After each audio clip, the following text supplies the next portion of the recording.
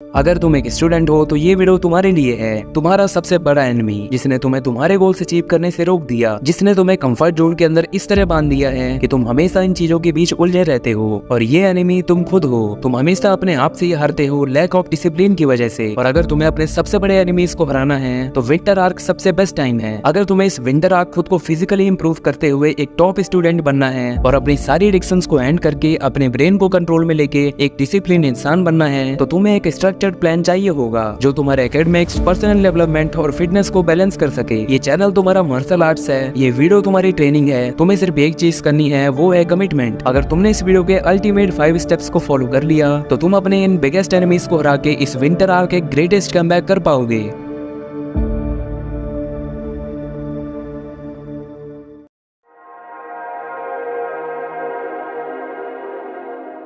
Academics और self improvement balance करने के लिए तुम्हारा वीकली शेड्यूल कुछ इस तरह होना चाहिए, जहां तुम डेली स्कूल में 7 से 8 घंटे दोगे, ट्यूशन में 2 घंटे दोगे, एक्सरसाइज में 1 घंटे दोगे और पर्सनल डेवलपमेंट में डेली 1 घंटे दोगे। इस वीकली शेड्यूल से तुम्हें एक सैंपल रूटीन बनाना है कुछ इस तरह का जो तुम स्क्रीन में देख रहे हो। इसमें तुम अपने हिसाब से थोड़ा बहुत एडजस्टमेंट कर सकते हो। इस रूटीन को बनाकर तुम्हें ऐसी जगह लगाना है जिससे तुम इसे हमेशा देख सको।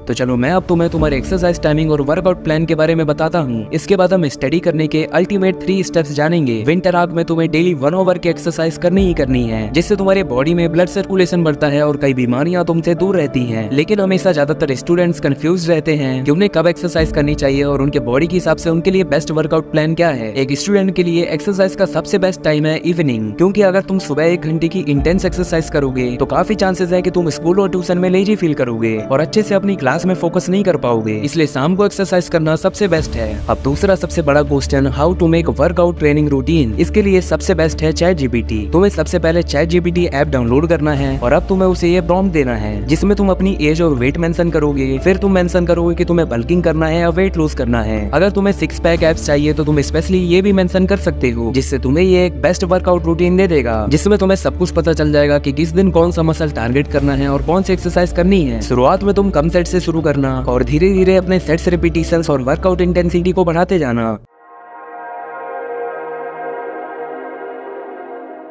अगर तुमने इन 5 रूल्स को फॉलो कर लिया तो तुम्हें पढ़ाई में फोकस करने से कोई नहीं रोक सकता। रूल नंबर 1, पढ़ने बैठने से पहले ही डिसाइड कर लो कि तुम्हें कितना पढ़ना है और कितनी देर में। फॉर एग्जांपल, मुझे 1 घंटे में 1 चैप्टर खत्म करना है। अब अपने सामने फोन रखकर 1 घंटे का उल्टा टाइमर चला दो। ऐसा करने से तुम्हारे ऊपर एक प्रेशर बनेगा जो कि तुम्हारे लिए अच्छा है, क्योंकि उससे तुम्हारी एफिशिएंसी बढ़ेगी और तुम्हारे डिस्ट्रैक्ट होने पर उस टाइमर को देख के इंस्टेंटली तुम्हारा ध्यान दोबारा तुम्हारी पढ़ाई पर आ जाएगा। स्टडी गोल डिफाइन करने से तुम्हें एक डेडलाइन मिल जाती है और तुम अपने मन को बोल पाते हो कि जब तक मेरा ये चैप्टर खत्म ना हो जाए तब तक मैं यहाँ से हिलने नहीं वाला। रूल नंबर 2, कभी भी बेड पर लेट कर पढ़ाई मत करो। जब तुम बेड पर लेट के पढ़ाई करते हो तो तुम कुछ ज्यादा ही कंफर्टेबल हो जाते हो और फिर तुम्हें धीरे धीरे नींद आने लगती है। स्पेशली अगर तुम कोई बोरिंग सब्जेक्ट पढ़ रहे हो, नींद आने के कारण तुम्हारा फोकस और एफिशिएंसी दोनों गिरने लगती है। इसलिए कोशिश करो कि तुम हमेशा स्टडी टेबल पर बैठ के पढ़ाई करो। रूल नंबर 3, किसी भी काम को स्टार्ट करना सबसे मुश्किल होता है, इसलिए स्टार्ट करने से पहले तुम्हें अपने आप से बोलना है कि सिर्फ मैं 10 मिनट पढ़ूंगा। सिर्फ 10 मिनट पढ़ने से मैं 90% लोगों से आगे निकल जाऊंगा जो स्टार्ट भी नहीं करते। ऐसा सोचने से तुम उस इनिशियल रेजिस्टेंस को पार कर पाते हो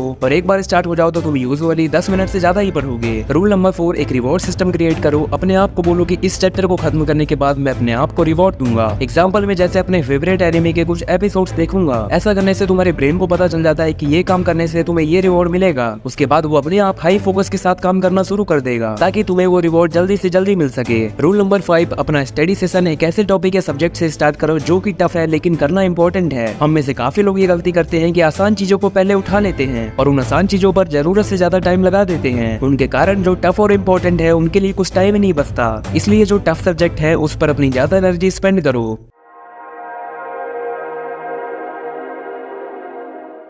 number 1, don't use Pomodoro technique in exams. खासकर एग्जाम के टाइम में ये टेक्निक का यूज बिल्कुल नहीं करना। अब मैं ऐसा क्यों कह रहा हूँ उसके बारे में हम बात करेंगे, लेकिन उससे पहले जानते हैं कि पोमोडोरो टेक्निक है क्या। इस टेक्निक में हम किसी भी काम को 25 मिनट तक करते हैं और 5 मिनट का ब्रेक लेते हैं। टोटल हुए 30 मिनट यानी 1 पोमोडोरो। इसी तरह हम 4 पोमोडोरो कंप्लीट करते हैं और 15-20 मिनट तक का ब्रेक लेते हैं, जिससे हमें मोटिवेशन मिलता है और एक के बाद एक हम कई पोमोडोरो कंप्लीट करते रहते हैं। लेकिन अगर तुमने इस टेक्निक का यूज कभी नहीं किया तो एग्जाम के टाइम पे इसे यूज मत करना, क्योंकि ये 5 मिनट का ब्रेक कब 1 घंटे में बदल जाएगा तुम्हें पता भी नहीं चलेगा। इस चीज को सीखने के लिए थोड़ा टाइम और कंसिस्टेंसी लगती है, इसलिए जब एग्जाम दूर हो तब इसे यूज करना। Number 2, time blocking technique. इस टेक्निक में हम सभी कामों को अलग अलग टाइम स्लॉट में ब्लॉक कर देते हैं। इसका यूज तुम स्टडी में इस तरह कर सकते हो, जैसे तुम्हें काफी सारे सब्जेक्ट्स पढ़ने होते हैं, जिससे जब तुम मैथ पढ़ते हो तो फिजिक्स की याद आती है और फिजिक्स पढ़ते हो तो केमिस्ट्री की याद आती है और लास्ट में तुम कुछ नहीं कर पाते। इसलिए तुम्हें हर एक सब्जेक्ट को अलग अलग टाइम स्लॉट में बांट देना है कि इस सब्जेक्ट को इतने टाइम से लेकर इतने समय तक इतनी देर तक पढ़ना है, जिससे तुम्हें दूसरे सब्जेक्ट की टेंशन नहीं होती है, क्योंकि हमें पता रहता है कि इस सब्जेक्ट के बाद वो सब्जेक्ट आएगा तब हम वो पढ़ लेंगे। Number 3, Parkinson's law. तुम्हें भी पता है और मुझे भी पता है कि हम एग्जाम के एक दिन पहले पढ़ते हैं, और यही है पार्किंसंस लॉ।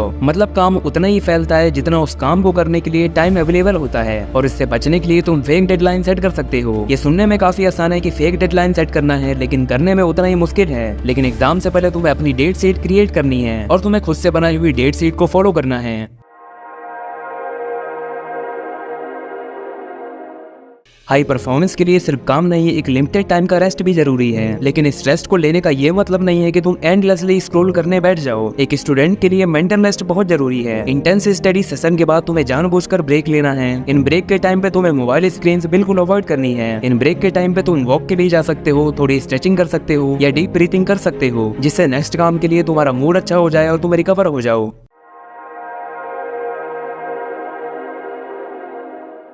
एक गलती जो 99% लोग अपनी सेल्फ इंप्रूवमेंट जर्नी में करते हैं, जिसके चलते इतनी सारी सेल्फ इंप्रूवमेंट वीडियोस को देखने के बाद भी उनमें कोई चेंज नहीं आता। और अगर तुम ये गलती करोगे तो ये वीडियो को देखने का कोई मतलब नहीं है। वो गलती है जब भी हम कोई इन्फॉर्मेटिव वीडियो देख रहे होते हैं और हमें कोई बात समझ आती है, कुछ डीप रियलाइजेशंस होती हैं, तो थोड़ी देर उस बात के साथ बैठकर सोचने या लिखने की जगह स्क्रॉल करके देखने लग जाते हैं। ऐसा करके तुम दिन में बहुत सारी वीडियोस तो देख लेते हो, लेकिन लाइफ बिल्कुल सेम रहती है, क्योंकि तुम अपने ब्रेन से ओवर एक्सपेक्टेशन रख लेते हो कि वो जो भी देख रहा है वो उसे एक ही बारे में याद कर लेगा। और सेम एक्सपेक्टेशन अगर तुमने भी रखी है तो ये तुम्हारी सबसे बड़ी मिस्टेक है। रियलिटी में ब्रेन सिर्फ ऐसी इन्फॉर्मेशन याद रखता है जो उसके सामने फ्रीक्वेंटली आती है। इसलिए अब ये तुम्हारी जिम्मेदारी है कि जब भी तुम कोई नॉलेजेबल वीडियो देखो तो तुम उस बात के साथ थोड़ी देर बैठो और रियलाइज करो कि तुम्हारी लाइफ में क्या चल रहा है और इस वीडियो से मैं उसे कैसे ठीक कर सकता हूँ। या फिर तुम किसी कॉपी में वीडियो के बताए हुए नॉलेज को अपने शब्दों में लिख दो। ऐसे नोट्स बनाने से तुम अपने खुद के थॉट्स के साथ थोड़ा टाइम बिताओगे, और ऐसा करना तुम्हारे विंटर आर्क जर्नी को बूस्ट कर देगा, जिससे तुम बहुत कुछ रियलाइज करोगे और सीख पाओगे।